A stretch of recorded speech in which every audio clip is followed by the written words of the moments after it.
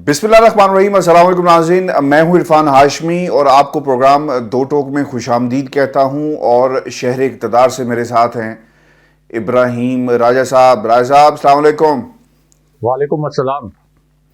राजा साहब, तीन खबरों पर तफसील से हम बात करेंगे।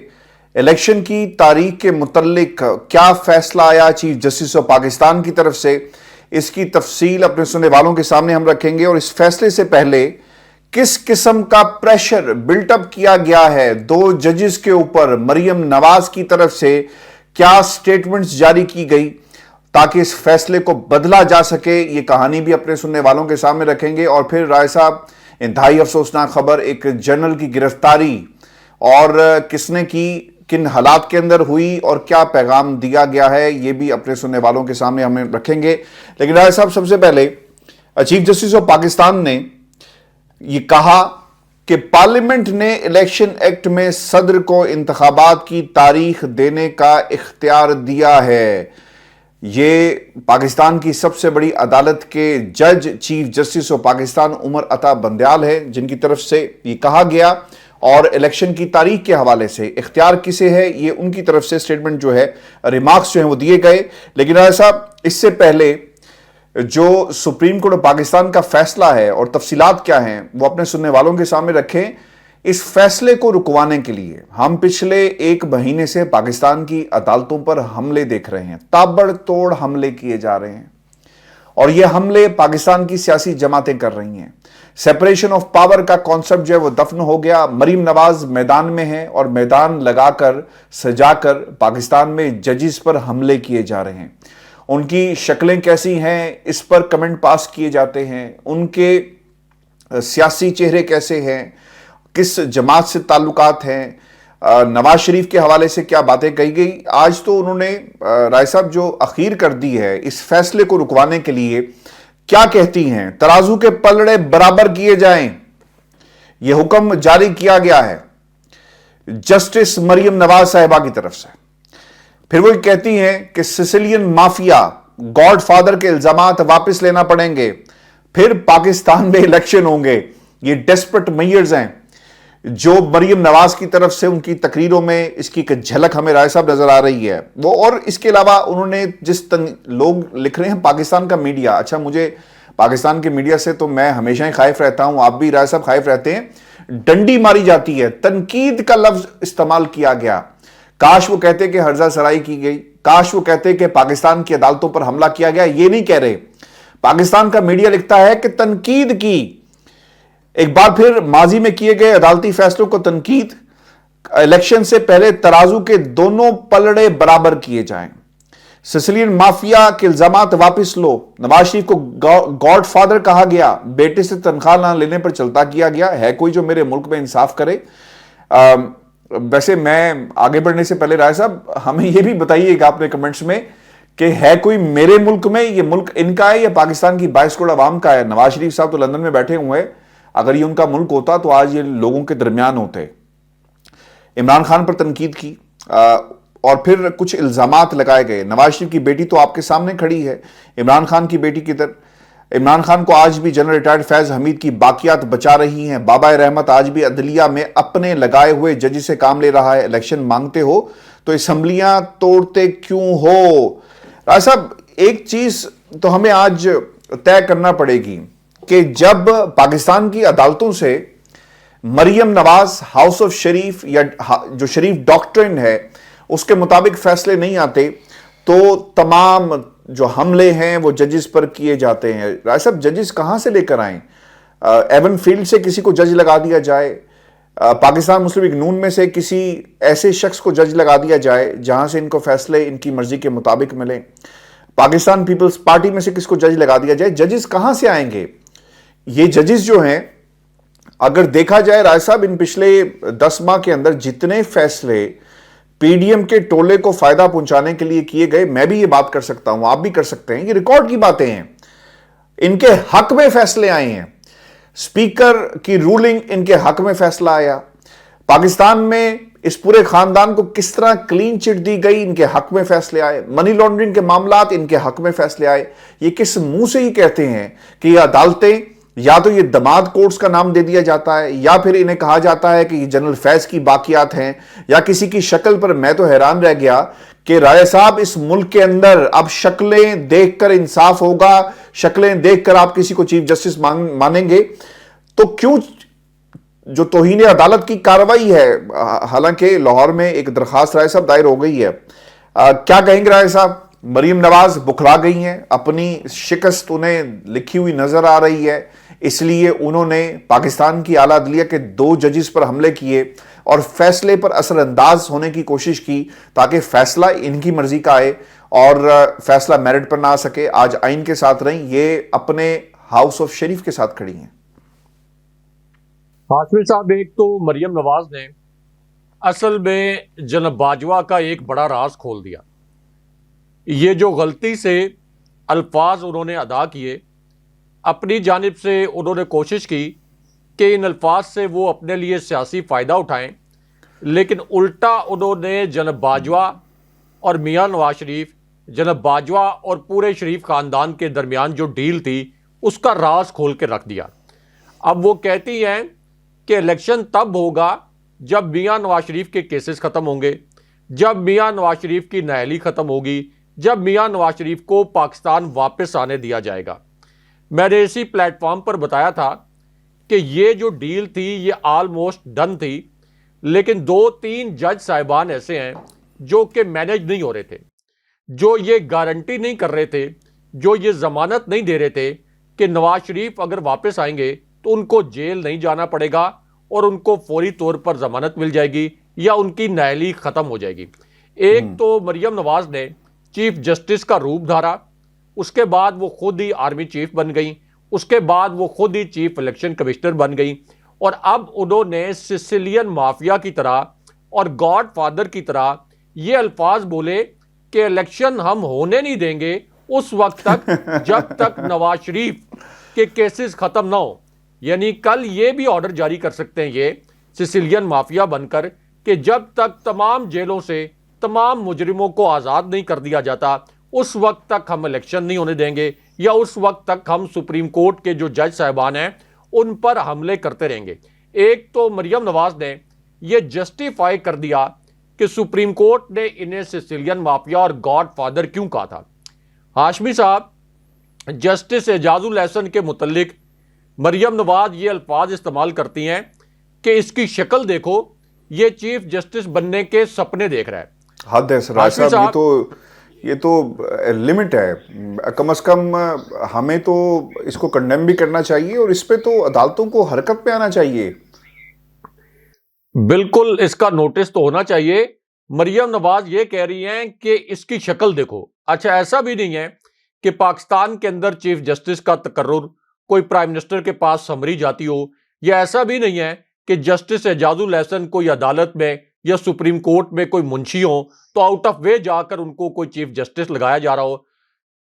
چیف جسٹس بننے کے لیے ایک سینیورٹی کا جو اصول ہے وہ طے ہو چکا ہے، یعنی پہلے سے طے ہو چکا ہے سینیورٹی کا اصول، اور پھر ہر کسی کی جو مدت ملازمت ہے بطور چیف جسٹس، وہ جو پورا آپ کا ٹینیور ہے وہ بھی طے ہو چکا ہے۔ جیسے جسٹس بندیال نے اس سال ریٹائر ہونا ہے، اس کے بعد جسٹس فائز عیسیٰ نے چیف جسٹس بننا ہے، اور پھر جسٹس اعجاز الحسن نے چیف جسٹس بننا ہے۔ اس میں ایسا نہیں ہے کہ کوئی سمری جائے گی تو تب جسٹس فائز عیسیٰ چیف جسٹس بنیں گے، کوئی سمری جائے گی اور پھر اگر جسٹس اعجاز الحسن کو منتخب کیا گیا تو تب وہ چیف جسٹس بنیں گے۔ یہ سینیورٹی کا جو اصول طے ہو گیا ہے، جس کے ساتھ ٹینیور بھی طے ہو گیا ہے، اس اصول کے تحت جسٹس اعجاز الحسن نے چیف جسٹس بننا ہے۔ اب ایک ایسی شخصیت اور ایک ایسے جج جنہوں نے چیف جسٹس بننا ہے، مریم نواز کی آپ جرت دیکھیں،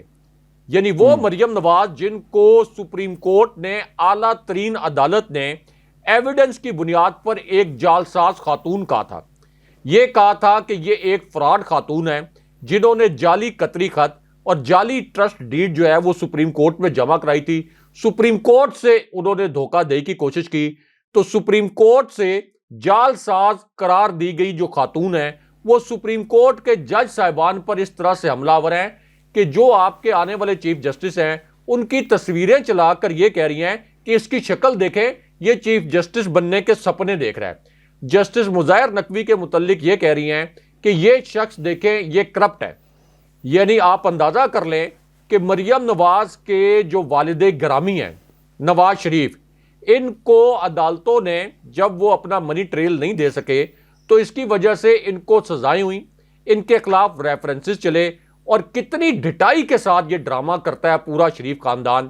آپ کو یاد ہوگا کہ پہلے حسن نواز یہ کہتے تھے کہ یہ لندن والے جو ہمارے فلیٹس ہیں یہ رینٹل فلیٹس ہیں، ان کا ماہانہ، ان کا سہمائی کرایہ پاکستان سے آتا ہے، جو انہوں نے بی بی سی کو ایک انٹرویو دیا تھا. اس کے بعد جب یہ پیناما سکینڈل سامنے آیا تو ایک لانچ قسم کا انٹرویو پھر حسین نواز کا لانچ کیا گیا، جس میں پھر ان کو تسلیم کرنا پڑا کہ یہ جو فلیٹس ہیں ہمارے ہیں. تو مریم نواز کو وہ یاد نہیں ہے اپنی جعلی ٹرسٹ ڈیڈ، اور وہ بھی بات کہ میری لندن تو کیا پاکستان میں کوئی جائیداد نہیں ہے. کوئی سیاسی لحاظ سے شرم ہے شریف خاندان میں کہ کس طریقے سے پورا جو خاندان ہے، شہباز شریف کے اوپر 16 ارب روپے کی منی لانڈرنگ اور فرد جرم عائد ہونے والی تھی، تو وہ خاندان جسٹس مظاہر نقوی کو کہہ رہا ہے کہ یہ جج کرپٹ ہے. یعنی ایک ایسا خاندان جس کا بال بال کرپشن میں لتھڑا ہوا ہے، جس کو سپیریئر کورٹ نے مجرم، اشتہاری، پیشہ ور مجرم، مفرور قرار دیا، وہ سپریم کورٹ کے ایک جج کے متعلق یہ کہہ رہے ہیں جلسوں میں کہ یہ ایک کرپٹ جج ہے. اب ہاشمی صاحب یہ رائے صاحب جی، ایک سوال، آپ کو لگتا ہے کہ یہ ترازو جو بیلنس کرنے کی بات کی جا رہی ہے،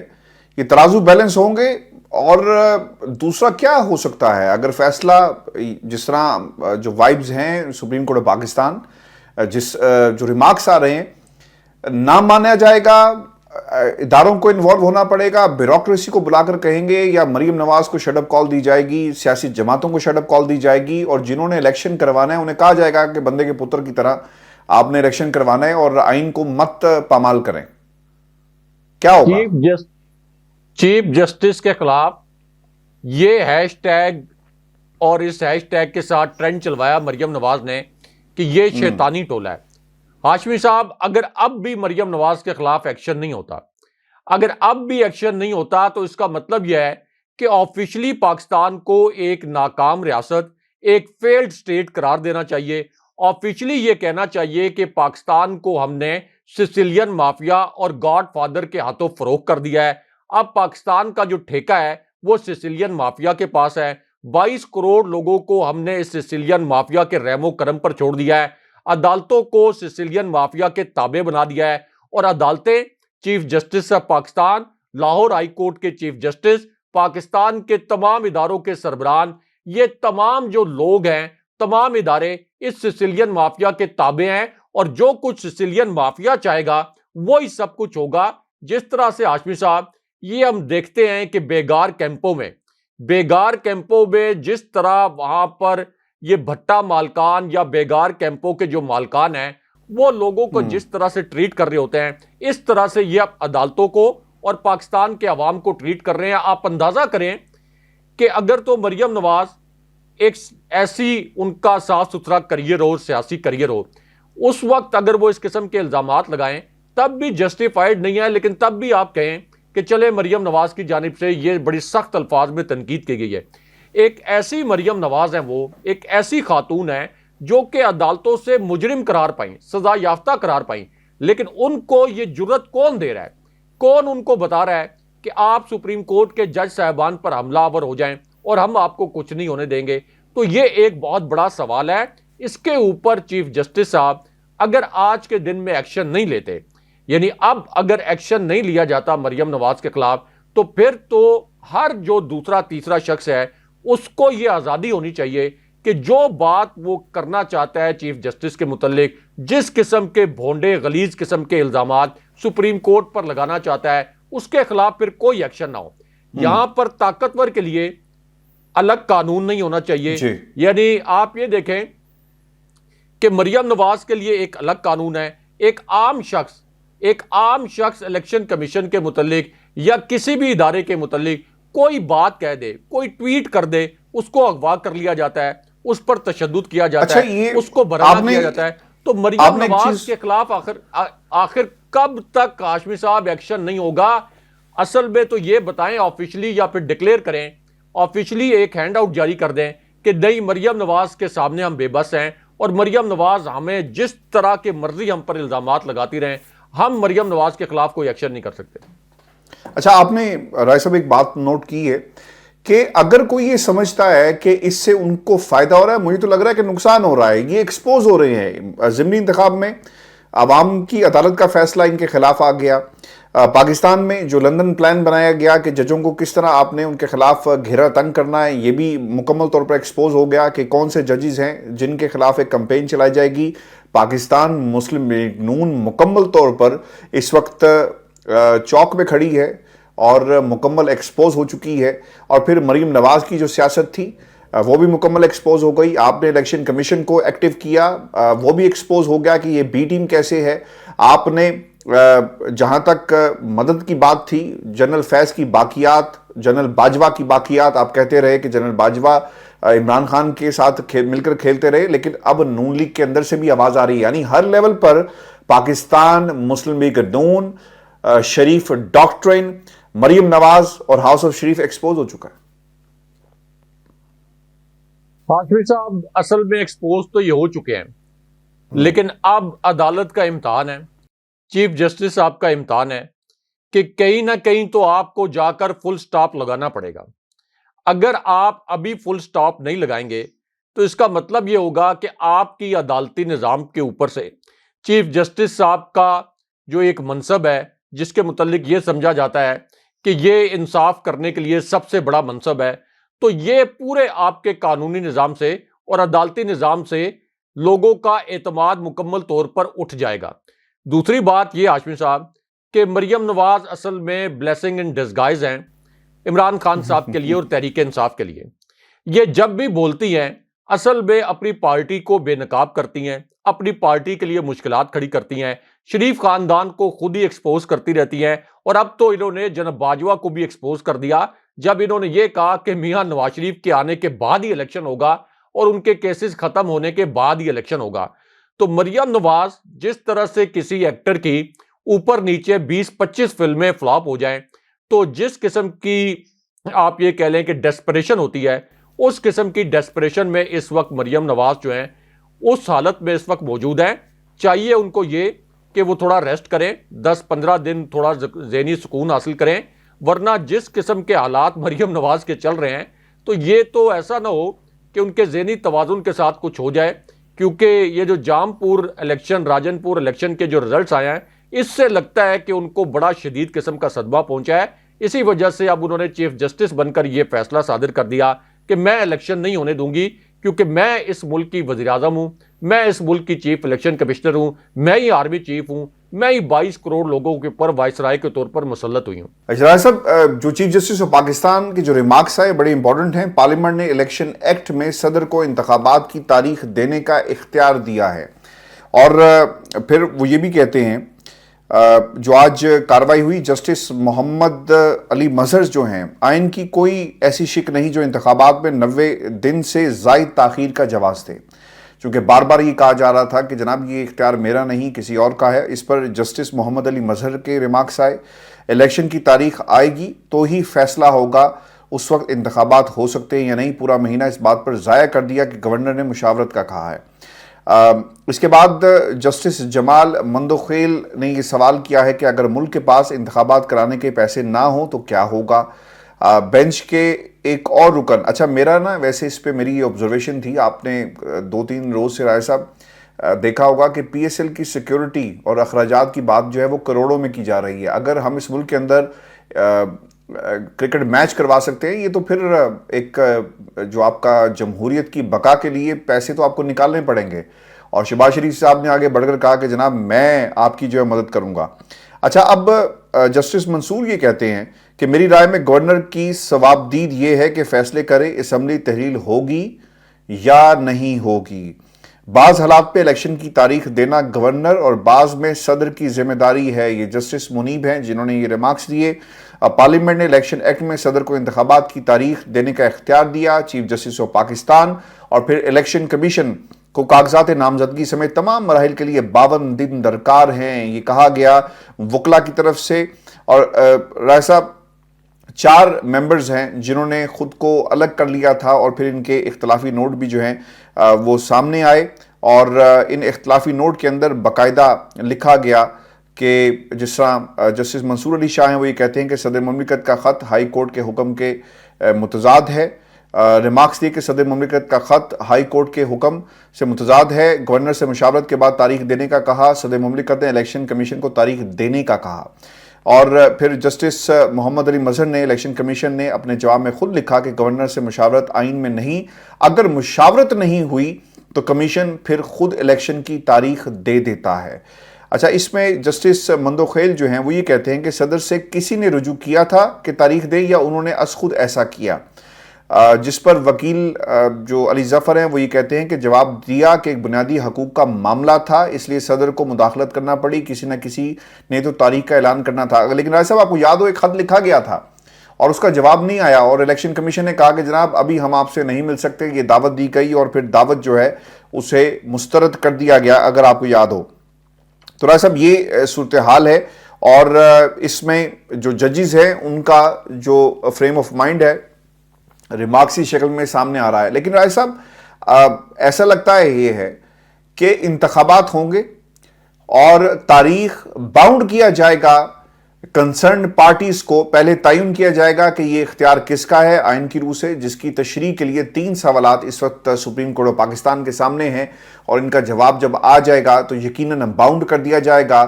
رسپانسبلٹی فکس کرنے کے بعد۔ رائے صاحب کیسے دیکھتے ہیں اس کارروائی کو، اور خاص طور پر chief justice of Pakistan Umar Ata Bandial کے جو ریمارکس ہیں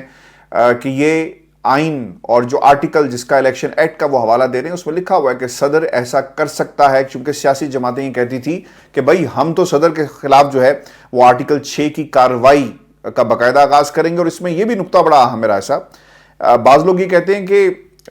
اگر ہم ان اسمبلیوں کو دوبارہ جو تحلیل کی گئی دوبارہ ری انسٹیٹ کر دیتے ہیں، بحال کر دیتے ہیں، تو پھر یہ آرٹیکل 6 والا معاملہ بھی ختم ہو جائے گا، کیونکہ اگر سپریم کورٹ کا یہ فیصلہ آ گیا اور جس نے بھی رکاوٹ ڈالنے کی کوشش کی تو پھر رائے صاحب آرٹیکل 6 کی کارروائی سے تو کوئی نہیں بچے گا، کیونکہ آئین توڑا گیا اور آئین کی تشریح کی جا رہی ہے، اور سپریم کورٹ اگر کہہ دیتی ہے کہ آپ کی ذمہ داری ہے اور پھر بھی کوئی کچھ نہیں کرتا تو پھر رائے صاحب آرٹیکل 6 کی کارروائی آج نہیں ہوتی، کل ہو، پرسوں ہو، 1 سال بعد ہو، 2 سال بعد ہو، خاص طور پر چیف الیکشن کمشنر کو کوئی نہیں بچا سکے گا آرٹیکل 6 کی کارروائی سے۔ حافظ صاحب، اس سماعت کے 3 جو ریمارکس ہیں، 3 نکات ایسے ہیں جو فیصلہ کن ہیں۔ پی ڈی ایم تو اپنی جانب سے یہ سمجھ رہی تھی کہ جس طریقے سے ہم نے پریشرائز کر کے عدلیہ کو اور سپریم کورٹ کے جج صاحبان پر حملہ کر کے جو آصف علی زرداری کے ایک کارندے کو لانچ کیا گیا تھا، فاروق ایچ نائک کو، تو جس طریقے سے ہم نے یہ بینچ توڑوایا ہے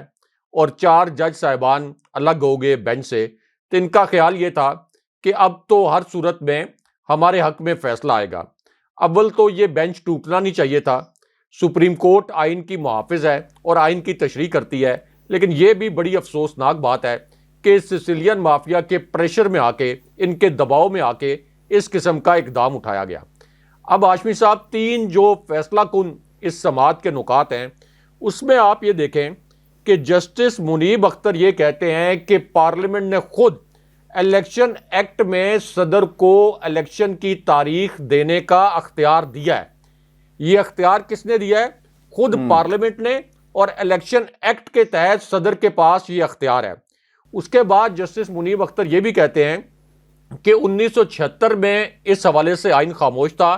کہ الیکشن کی تاریخ کی ذمہ داری دینا اصل میں کس کا اختیار ہے، لیکن خود پھر اسمبلی نے ترمیم کی اور یہ بتایا کہ صدر اور گورنر دونوں کے پاس یہ اختیار ہے کہ وہ الیکشن کی تاریخ کا اعلان کر سکتے ہیں۔ اب ظاہر ہے کہ گورنر کی جانب سے جب الیکشن کی تاریخ کا اعلان نہیں کیا گیا تو پھر صدر کے پاس واضح طور پر بائی ڈیفالٹ یہ اختیار ہے کہ وہ الیکشن کی تاریخ کا اعلان کر دیں۔ جہاں تک الیکشن کمیشن کی مشاورت کا تعلق ہے تو صدر عارف الوی نے 2 مرتبہ الیکشن کمیشن کو یہ کہا کہ آپ اپنی ٹیم کے ساتھ ایوان صدر آئیں، میرے ساتھ مشاورت کریں، لیکن الیکشن کمیشن نے بڑی ڈھٹائی کے ساتھ چیف الیکشن کمشنر نے مریم نواز کی کٹ پتلی بن کر، ان کا غلام بن کر ایوان صدر میں جانے سے انکار کر دیا۔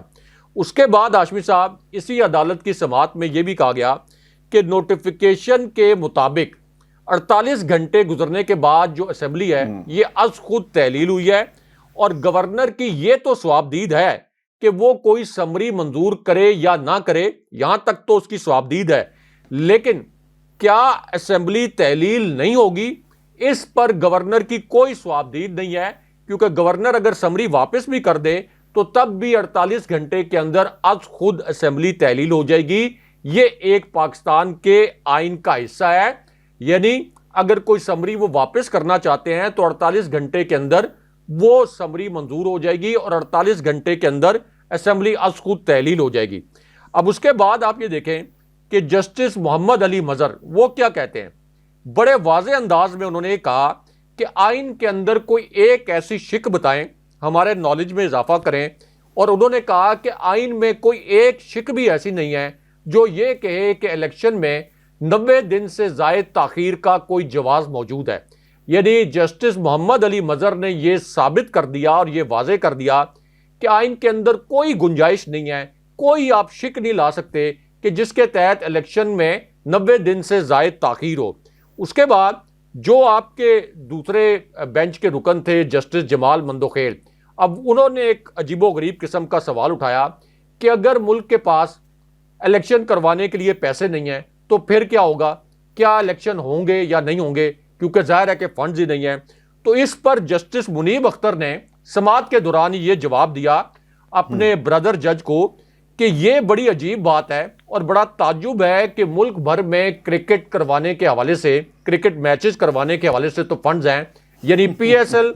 کروانے کے لیے تو فنڈز ہیں، لیکن الیکشن جیسا قومی معاملہ جو ہے اس کے متعلق یہ کہا جائے کہ فنڈز نہیں ہیں، تو یہ تو ممکن نہیں ہے کہ اس بنیاد پر انتخابات نہ ہوں۔ اس کے بعد جسٹس منیب اختر نے یہ بات دہرائی،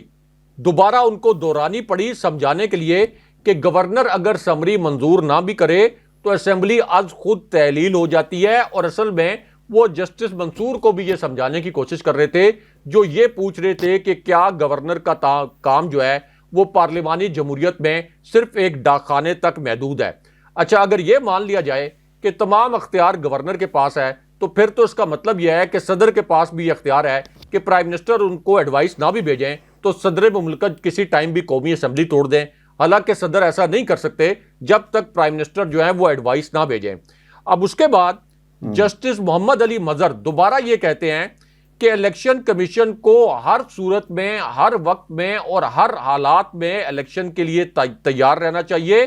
کیونکہ کوئی بھی اسمبلی کسی بھی وقت تحلیل ہو سکتی ہے۔ ظاہر ہے کہ جو چیف ایگزیکٹو ہوتا ہے صوبے کا، جو کہ چیف منسٹر ہوتا ہے، وزیر اعلیٰ ہوتا ہے، اس کے پاس یہ اختیار ہوتا ہے کہ وہ اسمبلی تحلیل کر سکتا ہے۔ آپ کو یاد ہے کہ آخری بند کمرے میں سے اس کے بعد وہ یہ کہتے ہیں کہ گورنر پنجاب نے یہ پورا جو معاملہ ہے یہ الیکشن کمیشن کے کورٹ میں پھینک دیا اور 1 مہینہ گزر گیا، قوم کا وقت ضائع کر دیا، اب تک کوئی کسی قسم کا اعلان نہیں ہو سکا۔ اس کے بعد جو چیف جسٹس صاحب ہیں وہ یہ کہہ رہے ہیں کہ اس وقت ایک بڑی غیر یقینی کی صورتحال ہے، الیکشن کو ہر صورت پر وقت میں ہونا ہوتا ہے، اور عدالت میں پھر یہ بھی دلائل دیے گئے ہاشمی صاحب کہ ترکی میں آپ دیکھیں کہ کتنا بڑا زلزلہ آیا ہے لیکن اس کے باوجود وہاں پر الیکشن کی اناؤنسمنٹ کی گئی ہے۔ پھر چیف جسٹس صاحب یہ بھی کہتے ہیں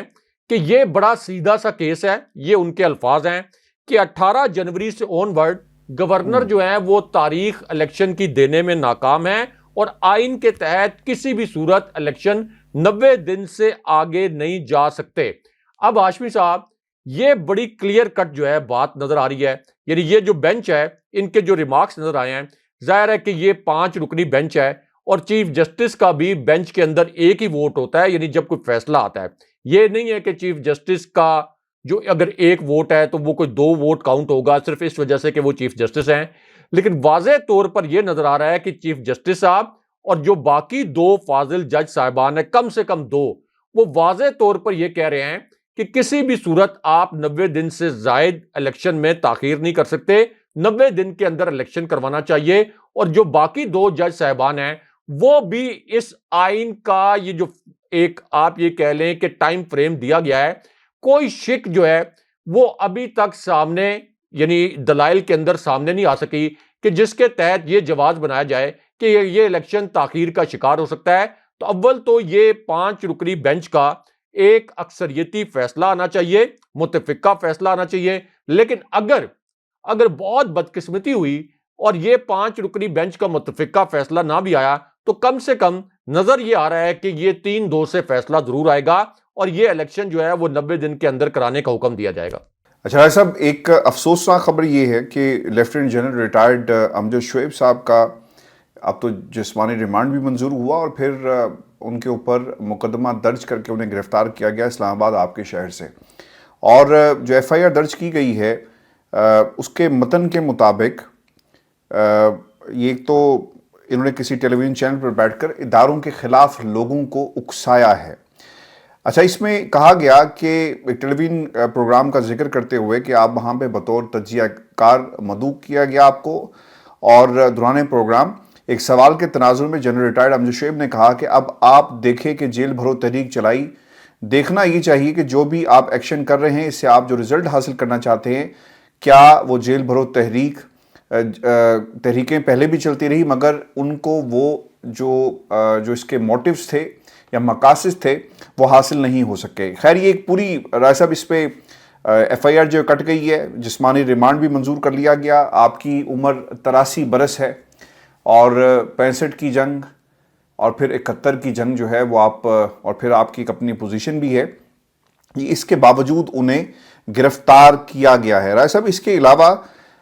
خان صاحب کا بھی ایک رد عمل اس کے اوپر آیا اور انہوں نے اپنے ٹویٹ پہ لکھا کہ سوشل میڈیا پر جو بیان جاری ہوا کہ گرفتاری کے شدید الفاظ میں ہم مذمت کرتے ہیں اور پاکستان میں فاشسٹ رجیم چینج کو بچانے کے لیے آزادی اور جمہوریت کو ہینڈلرز کے ذریعے تباہ کیا جا رہا ہے. ہر پاکستانی کے لیے یہی ٹھیک وقت ہے کہ وہ اپنی حقیقی آزادی کے لیے کھڑا ہو اور پاکستان کو گہری کھائی میں گرنے سے بچائے. یہ پاکستان کے اندر ہو رہا ہے، سوال آپ کر نہیں سکتے، سوال آپ پوچھ نہیں سکتے، اور جواب اگر آپ کی مرضی کا نہیں ہوگا تو آپ کے ساتھ بھی یہی سلوک جو ہے وہ کیا جائے گا اور آپ پر کسی قسم کا بھی الزام لگا کر آپ کو گرفتار کیا جا سکتا ہے. اگر کسی کو گرفتار نہیں کیا جا سکتا رائے صاحب تو وہ مریم نواز ہے. توہین عدالت جس طرح سے کر رہی ہیں اس کے مقابلے میں آپ نے جنرل صاحب پہ کیا الزام لگایا، یہ بھی پاکستان کی عوام جو ہے وہ دیکھ رہی ہے. رائے صاحب، میں چاہ تو یہ رہا تھا کہ ہم اس پر مزید بات کریں، اس کی تفصیل سننے والوں کے سامنے رکھیں اور کیا سلوک کیا گیا ہے جنرل ریٹائرڈ امجد شعیب صاحب کے ساتھ. لیکن وقت کی کمی ہے، انشاءاللہ اپنے اگلے پروگرام میں اس پر ہم تفصیل سے بات کریں گے اور آپ کو بتائیں گے وہ تمام جو کچھ ہوا جنرل صاحب کے ساتھ، اس کی اندرونی کہانی بھی آپ کے سامنے رکھیں گے. ویڈیو جی آج کا شو تھا ہمارا، اپنے کمنٹس بھیجیے گا، چینل کو ضرور سبسکرائب کریں. اجازت دیجیے، اللہ نگہبان. اللہ نگہبان.